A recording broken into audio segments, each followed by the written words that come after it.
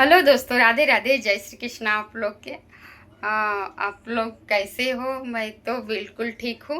और आप लोग एक कमेंट करें कि मैं वो कमेंट से आप लोग से जुड़ सकूँ। मैं अभी जा रही हूँ रक्षाबंधन के गाना गाने। जितने भी हमारे भाई लोग इन हैं सुने और कमेंट करें कि आपका बहन भी कमेंट से जुड़ सके। राखिया के दिन बहिनी, राखिया के दिन बहिनी, देख ली डगरिया की आई बकिना। राखिया के दिन बहिनी, राखिया के दिन बहिनी, देख ली डगरिया की आई बकिना। भैया हमारी दुआरिया की आई बकिना। भैया हमारी दुआरिया की आई बकिना। जानी लई ह साड़ी कपड़ा, जान हो मिठाइया, खाली तू छूछे चाली आई है हमरे भैया।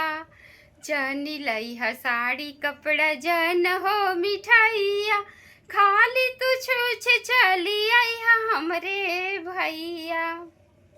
रोज रोज जाल भैया हो, रोज रोज जाल भैया, भौजी नाई हरवा की आई बकिना।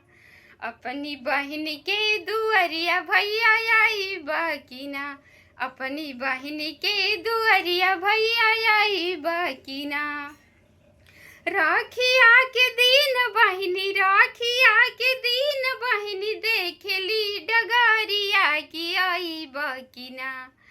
राखिया के दिन बहिनी, राखिया के दिन बहिनी, देख ली डगरिया की आई बकिना।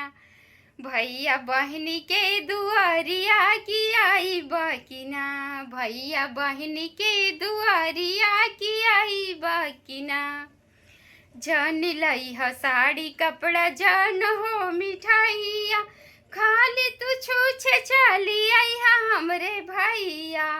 जान लई ह साड़ी कपड़ा, जान हो मिठाइया, खाली तू छूछे चाली आई है हमरे भैया। रोज रोज जाल भैया हो, रोज रोज जाल भैया, भौजी नाई हरवा की आई बकिना। रोज रोज जाल भैया, भौजी नाई हरवा की आई बकिना। अपनी बहन के दुआरिया भैया आई बकिना। अपनी बहन के दुआरिया भैया आई बकिना। हेलो दोस्तों, बाय बाय।